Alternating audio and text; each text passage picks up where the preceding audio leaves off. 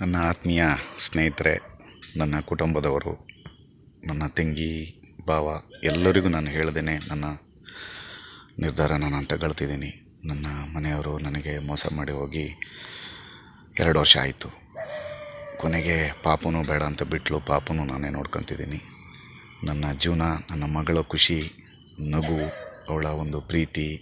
ಅವಳು ಪಾಪ ಸ್ಕೂಲಲ್ಲೆಲ್ಲ ಮಕ್ಕಳು ತುಂಬ ಕೇಳ್ತಾ ಇದ್ದಾವೆ ಅವಳನ್ನ, ನಿಮ್ಮ ಅಮ್ಮ ಎಲ್ಲಿ ಅಂತ.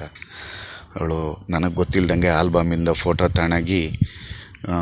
ತಗೊಂಡೋಗಿ ಎಲ್ಲರಿಗೂ ತೋರಿಸಿದ್ದಾರೆ. ನಮ್ಮ ಅಮ್ಮ ಇವಳೆ ಅಂತ. ತುಂಬ ಸರಿ ಬೇಜಾರು ಮಾಡ್ಕೊಳ್ತಾರೆ. ಪಾಪ ಎಲ್ಲರೂ ನಿಮ್ಮ ಅಮ್ಮ ಎಲ್ಲಿ ಅಂತ ಕೇಳ್ತಾರೆ.